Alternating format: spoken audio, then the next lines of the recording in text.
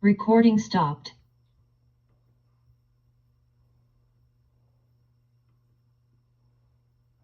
Permítanme. Recording in progress. Vamos a dividir la sesión en varias partes. La primera parte voy a conceder la palabra a un par de especialistas sobre lo que está sucediendo en esos momentos en ese desdichado rincón de la tierra, que es Medio Oriente, donde están las 7 naciones árabes principales y ese huevito de 21,000 kilómetros cuadrados, el país mejor armado de la tierra, el más rico de la tierra, que es Israel. Por el momento no tomo postura ni a favor de uno ni a favor de otro. Simplemente vamos a escuchar lo que nos dicen los especialistas sobre este drama que la humanidad está viviendo y que sugiero que tengamos muy presente para estar en la jugada. Porque insisto en algo que ya he dicho en otras sesiones. Quien tiene la información tiene el poder. ¿El poder de qué? De tomar mejores decisiones, de huir, de atacar, de defenderse, de esconderse, de tomar medidas preventivas. Pero el que no sabe qué está pasando, pues es una especie de analfabeta que aunque sepa leer y escribir y tenga una profesión y maneje y pilotee cualquier cosa y domine una computadora, si no tiene la información que le conviene tener al alcance de su mano y desde luego en su cabeza, pues es un analfabeta práctico, un analfabeta funcional que será víctima de las circunstancias sin saber ni de dónde vinieron esas circunstancias, ni de cómo lo pescó la muerte, el genocidio, el terremoto, la barbaridad del adversario, y por eso es tan importante que veamos lo que está realmente pasando en estos momentos de la Tierra, en estos momentos históricos para la Tierra, para la humanidad, repitiendo la idea de que nunca antes en la historia había sucedido algo parecido a lo que en estos momentos está sucediendo. La primera parte va a ser que veamos unos cuantos minutos de un video de especialistas, de gente que sabe al respecto, y que mal hubiera hecho yo en pasarlo a Word y leérselos o explicárselos. Tiene más valor el pasarlo con lo que dicen sus autores. Si están viendo a la izquierda un rayo, ¿verdad? De forma oblicua, con una rayita en medio. ¿Sí lo ven? A ver, no veo que nadie me diga que sí o que no. Sí. Sí, muy bien. Va. Corre el videotape. Y nuevamente la hoy, Agencia Nuclear de Naciones Unidas ha advertido sobre el riesgo nuclear real que existe en la zona. Riesgo nuclear real que existe en la zona. ¿Dónde, a qué zona se refiere? A ese pedacito de territorio que está en el extremo derecho del Mediterráneo y que colinda con todas las naciones árabes. Sí, ya son 23 los fallecidos en Israel, hablamos de 224 en Irán, más de 1.200 los heridos, con una oleada de ataques que, según confirmó Irán, continuarán durante toda la noche. De hecho, estamos viendo imágenes en vivo. Esto sucede ahora, donde en Israel continúan en este momento sonando las sirenas de alerta ante los posibles nuevos ataques provenientes de misiles iraníes. Israel también en este momento está confirmando que vuelve a atacar a Teherán y zonas aledañas, más allá de la infraestructura nuclear. Acaba de decir el presidente de los Estados Unidos, Donald Trump, que cualquier persona que esté en Teherán debe irse de ese lugar porque lo que viene va a ser aún mucho más gravoso para los iraníes en función de un acuerdo que no ha llegado al momento. Están trasladándose también infraestructuras militares de los Estados Unidos a Medio Oriente, con lo cual estamos en un momento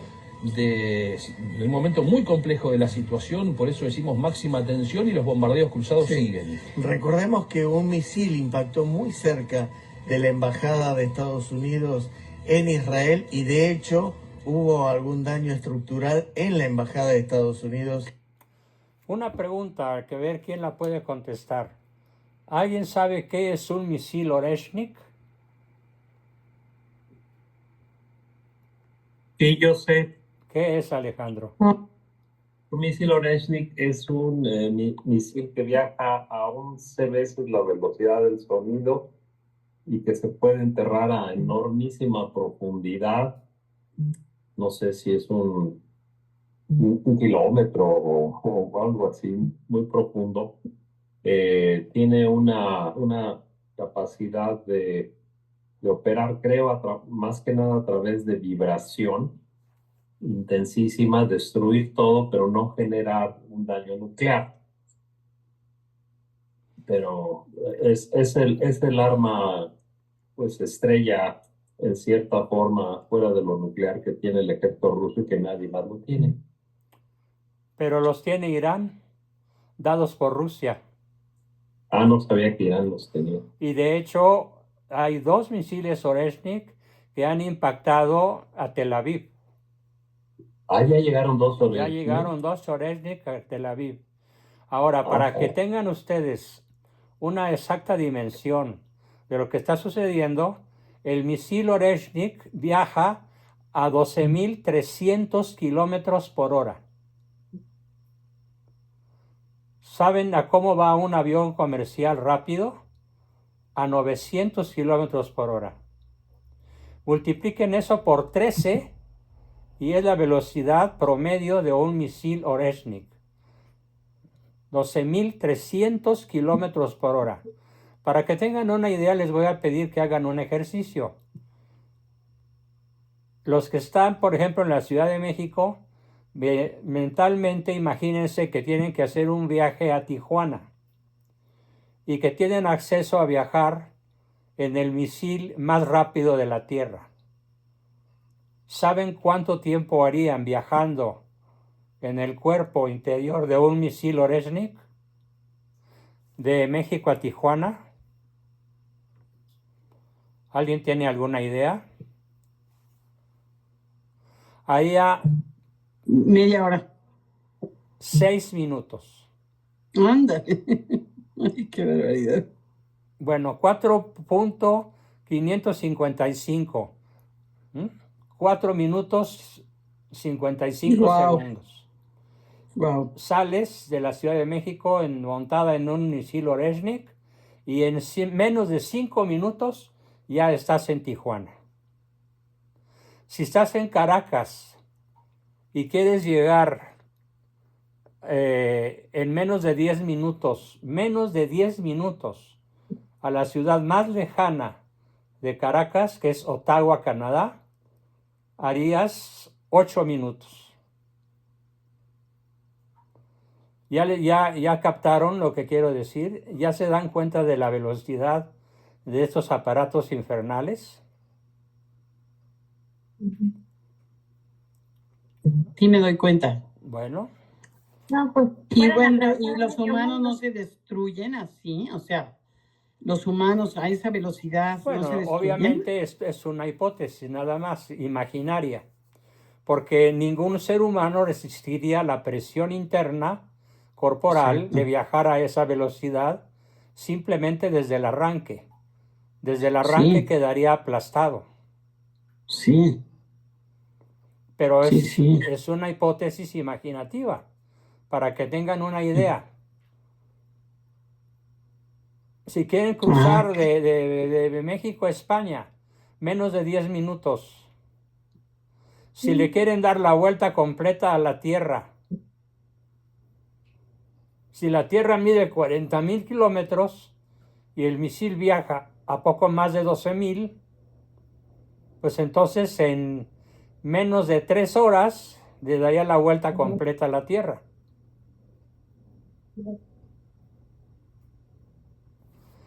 Eso es lo que el hombre ha llegado a construir. Algo verdaderamente que yo me atrevería a decir diabólico. Continuemos viendo un fragmento del misil, del video. En ese país. Sí, estamos hablando de un misil que impactó aproximadamente a las 4:30 de la mañana en Petah-Tikva, que es muy cerca, esa ciudad, a Tel Aviv, que ha provocado incendios en distintas zonas residenciales. Y como estamos allí compartiendo en el graph, Trump lanza una advertencia a los iraníes a propósito de esto que vos estabas recién mencionando, Sebastián, teniendo en cuenta también la evacuación que se está llevando adelante en distintos puntos del país.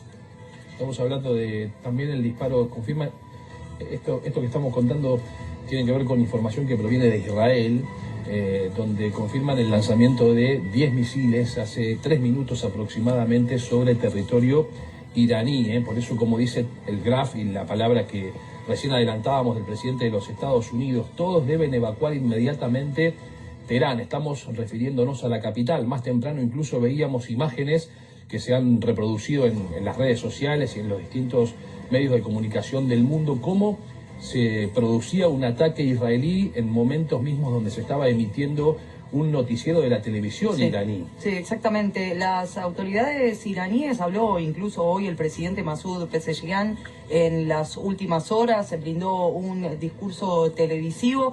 Ellos lo que manifestaron es que quieren una tregua para poder reorganizarse, y lo que expresa Israel es que van a seguir con los ataques. Recordemos que Israel comenzó con el lanzamiento de misiles la semana pasada. Hoy el presidente iraní dijo: nosotros no empezamos con esta guerra y lógicamente vamos a seguir respondiendo. Sí, de hecho el primer ministro israelí le dijo al presidente de los Estados Unidos, Donald Trump, que no se van a detener los ataques hasta que toda la infraestructura y capacidad nuclear atómica de Irán quede absolutamente destruido, cosa que todavía no sucedió, aunque sí fueron dañadas por lo menos 2 de los 3 centrales nucleares o puntos atómicos que atacó Israel. Donald Trump, en principio, a Estados Unidos le está brindando infraestructura, otro tipo de inteligencia, pero por ahora, al menos esto es por ahora, no le va a suministrar las bombas de 13 toneladas antibúnker que necesitaría Israel para llegar a más de 60 metros de profundidad, claro, y destruir las centrífugas nucleares. Porque todavía no atacaron esas instalaciones subterráneas. Vos estabas hablando de 2 instalaciones que sí han atacado, y recordemos que son los objetivos, ¿no? Esas centrales nucleares, estamos hablando de Natanz y Isfahan. Después vamos a compartir un mapa y una imagen satelital puntualmente para detallar en dónde se encuentran ubicadas, porque hablan ya de un ataque de un tercio aproximadamente, ¿no? Un tercio del programa nuclear.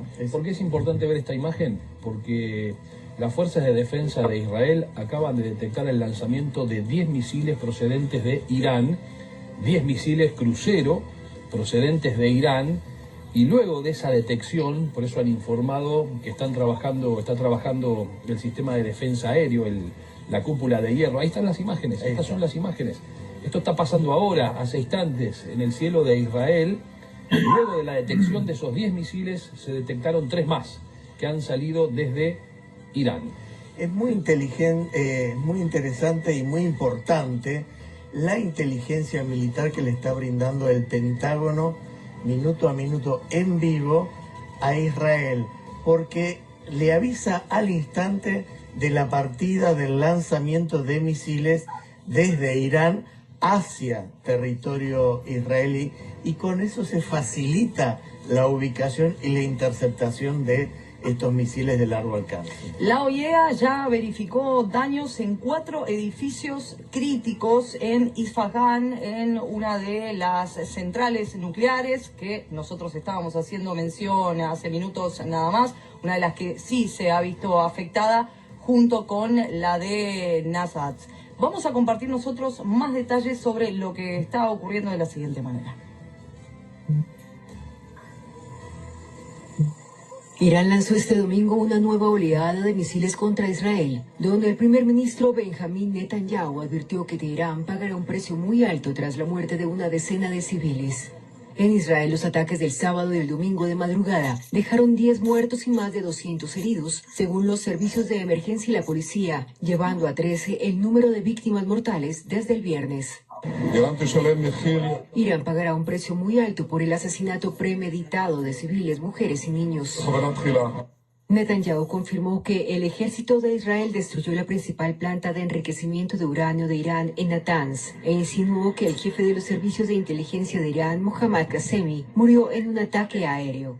Mientras tanto, el presidente estadounidense Donald Trump instó el domingo a Irán y a Israel a llegar a un acuerdo y a poner fin al intercambio de ataques que llevan a cabo desde la noche del jueves.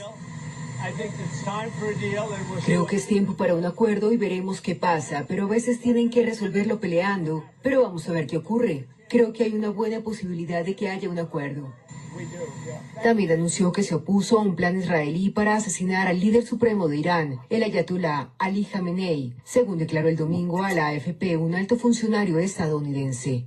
El ministro de Relaciones Exteriores de Irán, Abbas Araghchi, criticó el domingo la indiferencia del Consejo de Seguridad de la ONU tras el ataque israelí sin precedentes contra su país. Las autoridades de Israel pidieron a los ciudadanos que buscaran refugio mientras se oían explosiones en Jerusalén, e Irán activó el sistema de defensa aérea en Teherán. Seguimos con más información porque en este momento se confirma el ataque israelí sobre distintas locaciones en Teherán. Por eso el presidente de los Estados Unidos, reiteramos, pidió a la población de Teherán, a la población civil de Teherán, que deje sus posiciones. Y también en esos nuevos ataques israelíes hay bombardeos otra vez sobre la central nuclear de Natanz. Sí, bueno, lo publicó hace minutos nada más el presidente de los Estados Unidos en su propia red social. A ver, ¿cuál es el riesgo de que Israel bombardee centrales nucleares de Irán? ¿Cuál es el riesgo real para todo el planeta?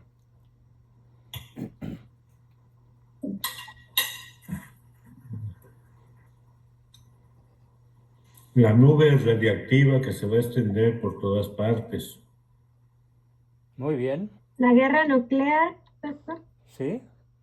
La lluvia radioactiva que se va a extender por todas partes. Lluvia y nube. De hecho, si llueve con la atmósfera contaminada por sustancias atómicas, la lluvia será negra. Hay una película muy famosa que se llama así, Lluvia Negra, y que trata del tema de una manera muy realista. Entonces, el riesgo nuclear es inminente.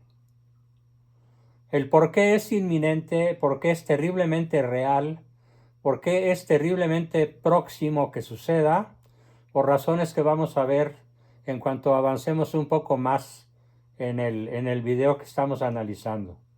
Mucha atención. Este pedido de evacuación allí a Teherán, indicando lo siguiente: Irán debería haber afirmado el acuerdo que les dije que firmaran. Qué vergüenza y desperdicio de vidas humanas. Dicho simplemente, Irán no puede tener un arma nuclear, lo dije una y otra vez. Todos deberían evacuar Teherán de inmediato. Esto manifestó en su propia red social, en Truth Social, el presidente de los Estados Unidos, Donald Trump. Según información que comparte tanto la CIA norteamericana como el Mossad israelí, Irán tendría capacidad para fabricar en pocas semanas unas 10 bombas nucleares. Es información que hacen trascender estos dos organismos de inteligencia y es muy interesante porque la propia agencia nuclear de Naciones Unidas, ¿qué es lo que está advirtiendo? Que si bien se ha roto parte del eslabón de suministro y de elaboración del enriquecimiento de uranio, bueno, esto está demorado, pero no se ha inhabilitado completamente esto, y advierte que hay lugares específicos donde está centralizado el uranio, por ejemplo el uranio enriquecido, bueno, que no ha sido atacado, y dicen hay que tener cuidado justamente de no destruir esos depósitos por el riesgo nuclear que esto significa. No sabemos ¿Cuántas bombas atómicas simultáneamente detonadas acabarían en unos cuantos segundos con toda la atmósfera terrestre quemada, haciendo imposible la respiración de todo ser vivo?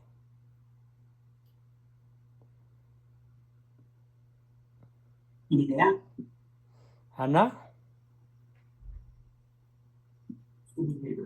no se te oye.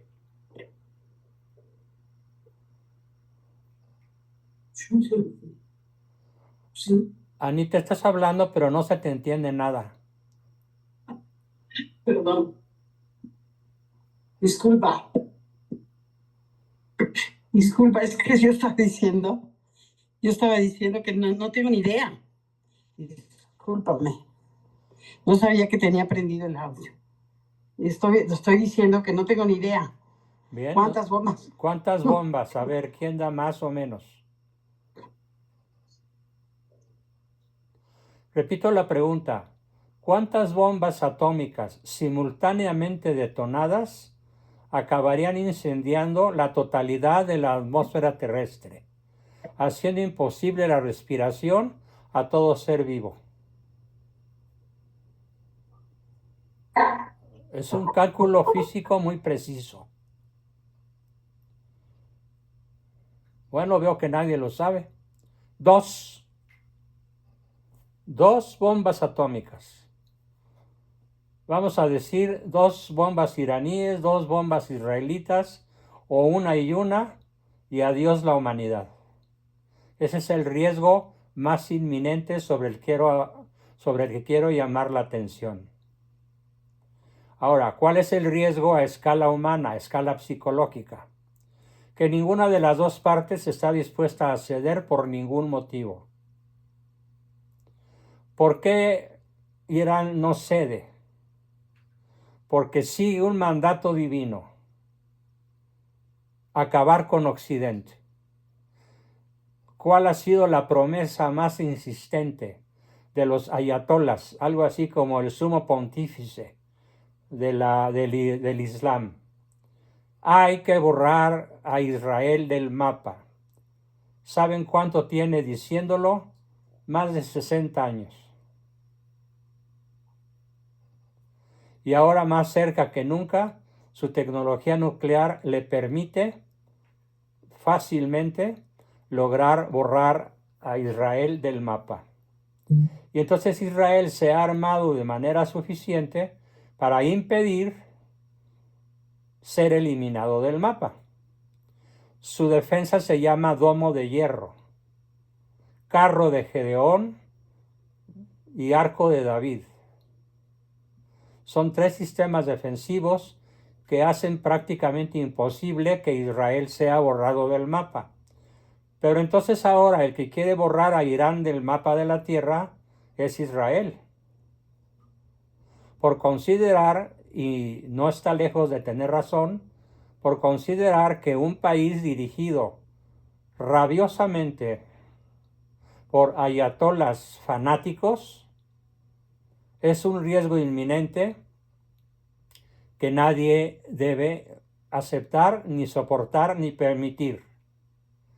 Y ya lo dijo el mismo Trump, que aunque está buscando la paz, ha dicho, hoy lo volvió a decir hace unas horas, es inadmisible permitir que Irán tenga uranio enriquecido en cantidad suficiente para fabricar no 1 ni 2, sino 8 bombas atómicas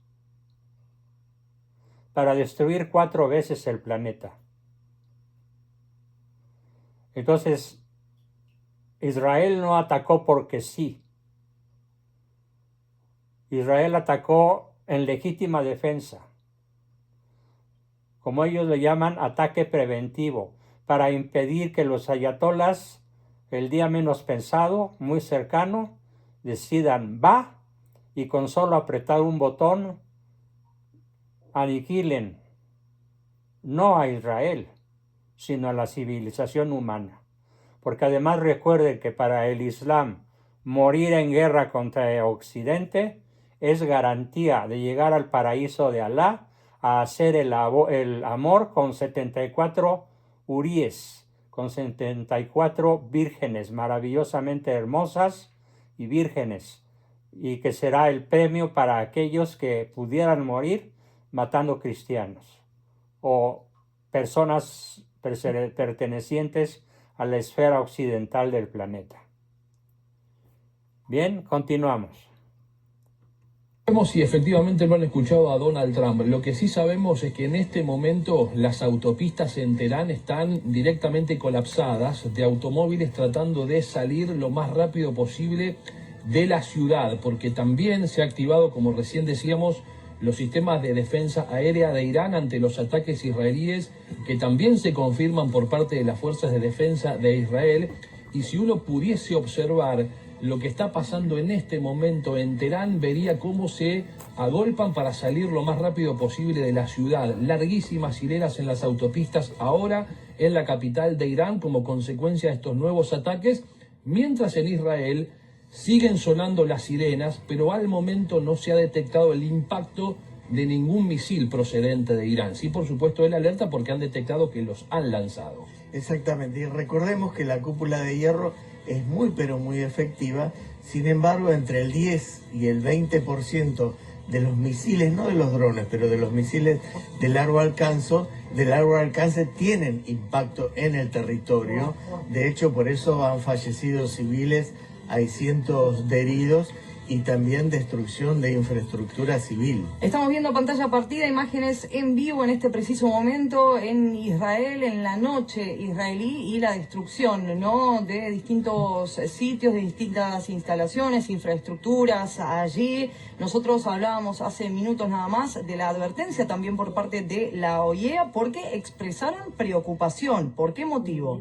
Por la integridad física de cada uno de los sitios atacados, ¿no?, y que se han visto afectados de estas centrales nucleares. Advirtieron sobre el potencial riesgo de diseminación nuclear en caso de nuevos ataques. Sí, de hecho Rafael Grossi dijo que en Natanz, en esta central nuclear, hay radioactividad en el interior de la central nuclear, no así en el exterior, está contenido todavía, pero hay riesgo. Por eso Rafael Grossi pidió que se deje de bombardear ese punto específico. Claro. De hecho, hubo una comunicación hoy del ministro de Relaciones Exteriores de Irán con sus pares de Francia, de Alemania y del Reino Unido, y allí les ha dicho que lo que ha sucedido por la decisión de Israel de atacar, lo que lesiona es la vía diplomática en la posibilidad de llegar a un entendimiento. Y en un ratito vamos incluso a repasar qué sucedió hoy con los mercados, porque extrañamente los mercados reaccionaron de manera positiva ante el comentario del presidente de los Estados Unidos, Donald Trump, en el G7, de que Irán estaba buscando la posibilidad de un acuerdo para finalizar lo más rápido posible con la guerra allí entre Israel e Irán. Sin embargo, en este momento Irán está lanzando misiles, Israel está haciendo lo propio, nosotros estamos de alguna manera transmitiendo la guerra en vivo. El mundo tiene que saludar y admirar a los soldados de Israel. Esto lo dijo el primer ministro, allí lo estamos viendo, de Israel, Benjamín Netanyahu, quien brindó una entrevista hace algunas horas nada más,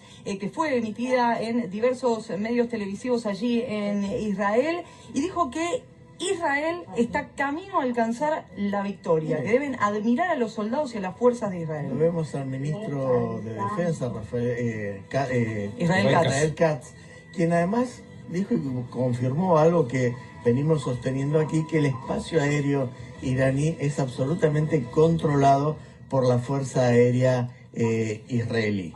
Tanto, si se quiere, de color, a propósito de Benjamín Netanyahu, y de color, digamos, en este momento complejo, quizá no haya sido la expresión más feliz, pero en relación a la política interna del primer ministro, las protestas y los reclamos para la liberación de los rehenes en manos del grupo terrorista Hamas, que se realizan semanalmente en Israel, en Tel Aviv, se están haciendo en este momento de manera virtual. Es decir, los familiares de los rehenes, de todas maneras, en los refugios, están haciendo también el llamamiento, porque claro, ese conflicto tampoco ha terminado, si bien ha pasado a segundo plano, pidiendo la liberación de los rehenes en manos de los terroristas de Hamas, que como todos sabemos también son auspiciados por Irán. Exactamente. Y hablando de política interna, lo que hay que decir, y esto lo informa... Hago un breve paréntesis para recordarles que el 7 de octubre del año pasado o antepasado, no estoy seguro si fue el año pasado o antepasado, el 7 de octubre entraron los mudayines, los guerreros islámicos más feroces, los terroristas, mataron, nada más cruzando la valla de la frontera, 1.250 personas, secuestraron alrededor de 200 y todavía están secuestradas en la Franja de Gaza alrededor de 40 personas inocentes, hombres, mujeres, niños y ancianos. A eso se refiere el caballero que está hablando acerca del otro conflicto que no ha terminado, que es la invasión que realizó el grupo palestino terrorista Hamas, auspiciado por Irán, para dar muerte a más de 1.000 personas y secuestrar a un buen número de ellas y negarse a devolverlas como una especie de moneda de intercambio como rehenes. Algo verdaderamente terrorífico, espantoso y nauseabundo, por así decirlo.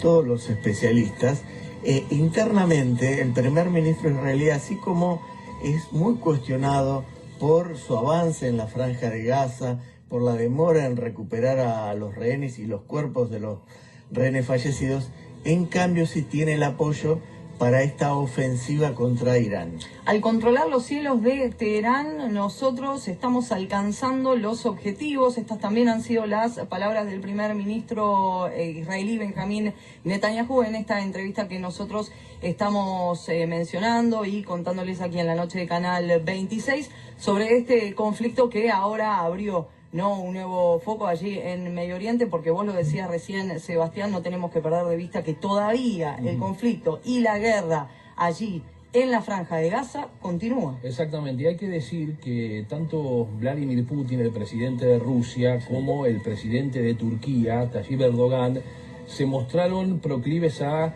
convertirse en mediadores. Ambos han conversado en las últimas horas, en el caso de Putin lo ha hecho con el presidente de los Estados Unidos. Puntualmente la conversación fue el día sábado y también el presidente turco se mostró proclive a ser mediador en la situación que se está planteando entre Israel e Irán. Una vez más Turquía, ¿no? Porque sí, también lo ha hecho en la guerra entre Rusia y Ucrania. Estamos allí compartiendo el siguiente graph, uno de los textuales, a propósito de esto que nosotros les contábamos recién, en la publicación que hizo hace minutos nada más el presidente de los Estados Unidos, a propósito de ese entendimiento que pretendía alcanzar Estados Unidos e Irán por el acuerdo nuclear. Claro. Muy bien. Vamos a la segunda parte. Permítame un momento.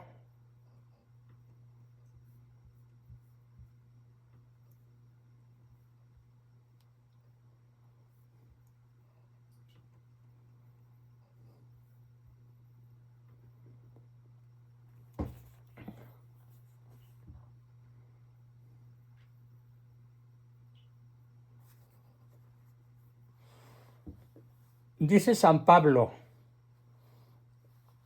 hace cerca de 2000 años, en la medida en que el hombre es pecador, amenaza y amenazará el peligro de guerra hasta el retorno de Cristo. Fíjese qué concepto tan fulminante de San Pablo.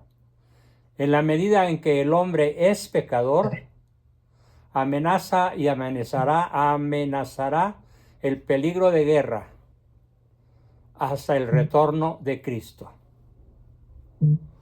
No se refiere a los auténticos defensores de su patria en lo que podríamos llamar guerra justa. Y es difícil definir cuándo una guerra es justa. Recordamos los 3 criterios. Primero, que no haya otra manera de evitar un conflicto que implique la propia extinción. Número 1. Número 2, que sea la única manera de evitarlo. Número 3, que haya un alto grado de probabilidad de ganar la guerra. Con esos 3 criterios podemos hablar de guerra justa, que sea una causa justa, que sea la única manera de lograrlo, de restablecer la justicia y que sea factible obtener la victoria. Todo hace indicar que en el caso de Israel, en esta ocasión, estamos en presencia de una guerra justa, a menos que surgiera algún factor que por ahora yo desconozco,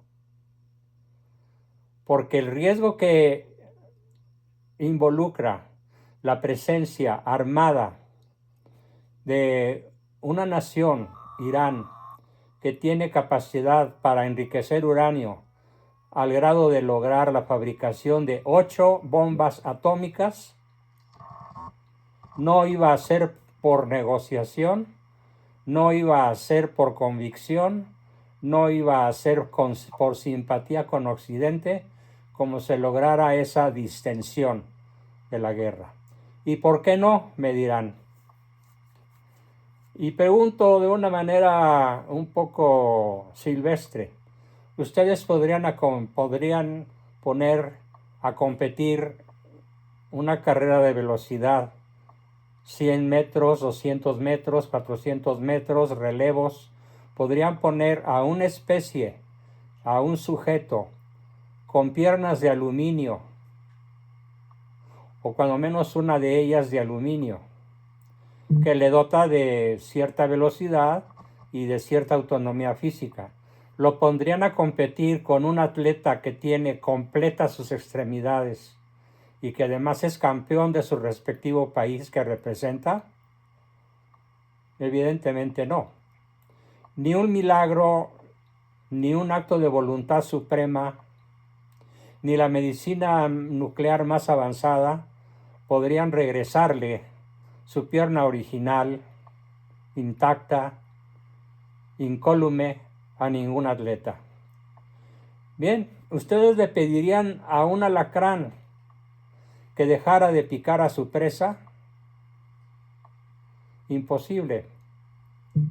Cada animal, cada persona obra de acuerdo con su naturaleza, tanto para bien como para mal. Pero en general todas las especies trabajan a favor de su supervivencia, como el soldado que defiende a su patria de una amenaza real. No es un asesino, a menos que esa sea su intención, asesinar y no solo defenderse. Entonces, hago una pregunta sobre teología de la guerra. ¿Por qué hay el fenómeno bestial desde Caín y Abel, que fue la primera guerra fratricida? ¿Cuál es la causa raíz de que exista la guerra en la historia humana? ¿Alguien me lo puede decir?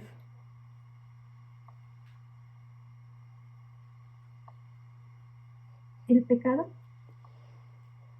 Muy bien, Estela. Dijiste la mitad, te falta la otra mitad. La otra mitad no me la sé. No sé.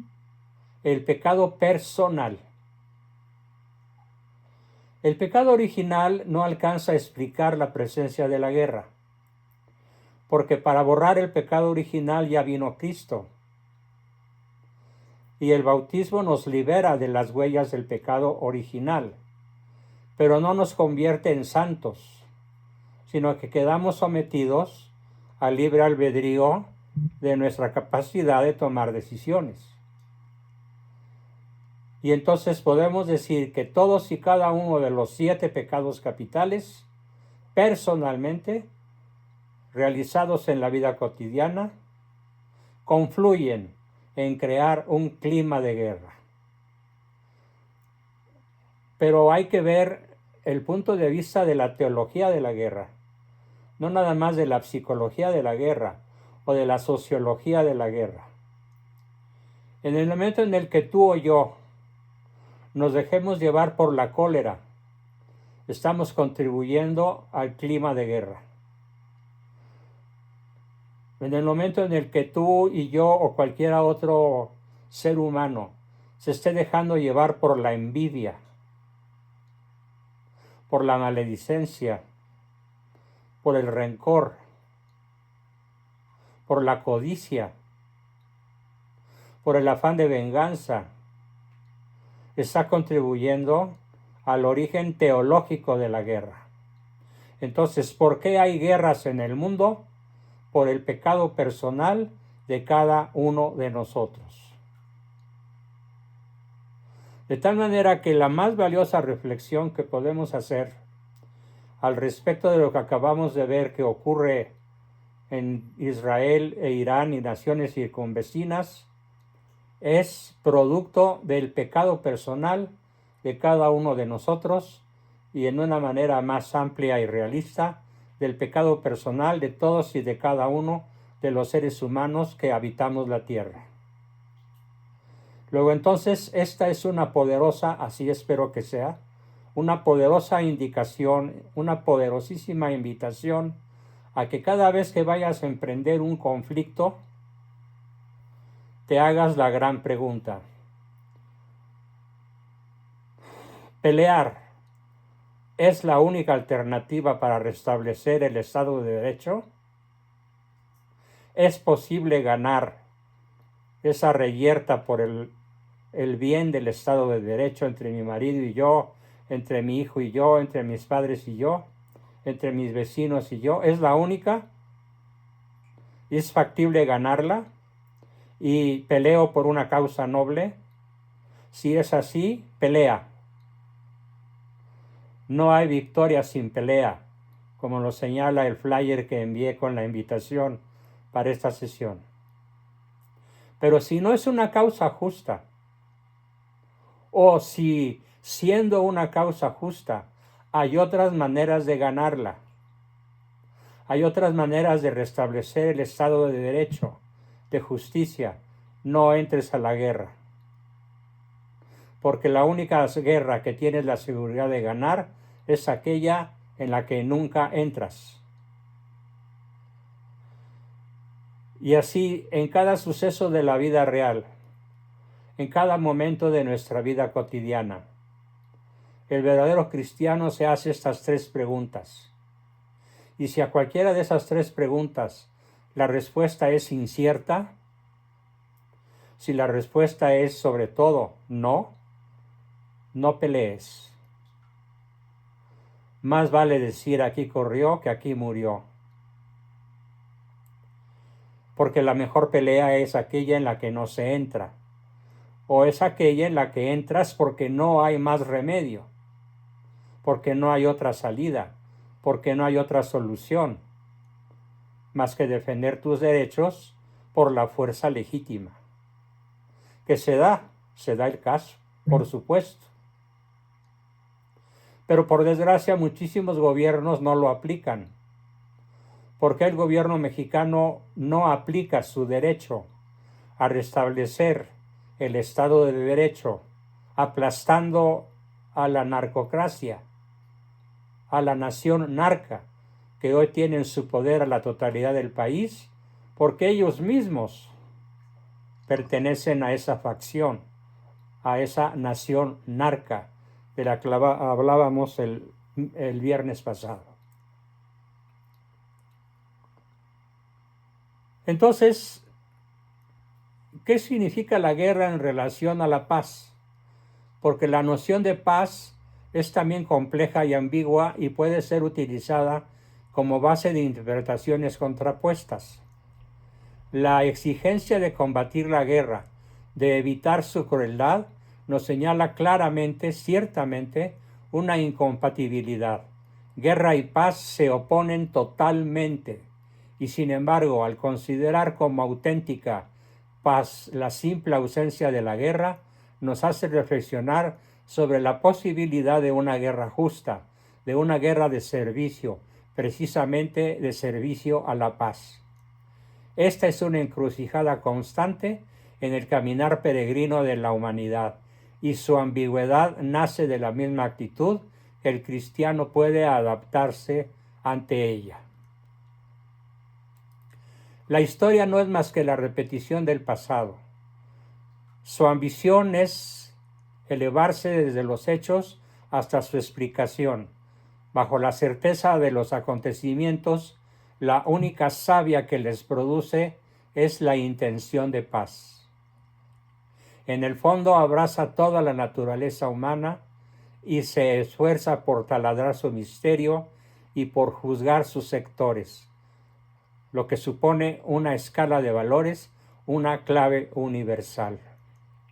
Para todo cristiano, la historia ha sido hecha por los hombres con la libertad que Dios nos ha dado. Y la guerra entre los hombres es un hecho trágicamente constante en la historia. Por eso plantea un problema de tal magnitud para el cristiano, para el que la paz es signo decisivo del reino de Dios, que lo convierte en un enigma insoluble, irreductible en todo caso y a pesar de toda casuística, a una visión homogénea de la historia de la salvación. Y sin embargo, es esta realidad terrestre que no puede considerarse fuera de consideraciones del teólogo, aunque sea una realidad lamentable. Entonces, contestando a la pregunta, ¿y dónde estaba Dios cuando cayó un misil y mató hoy 70 personas de nacionalidad iraní, incluyendo a 25 niños, y que mañana vuelva a ocurrir lo mismo, pero ya no 25, sino 250, y como son los planes de ataque de Benjamín Netanyahu, que no es ninguna perita en dulce, que puede involucrar la muerte de cientos de miles de personas, ¿dónde está Dios en esos momentos? Observando,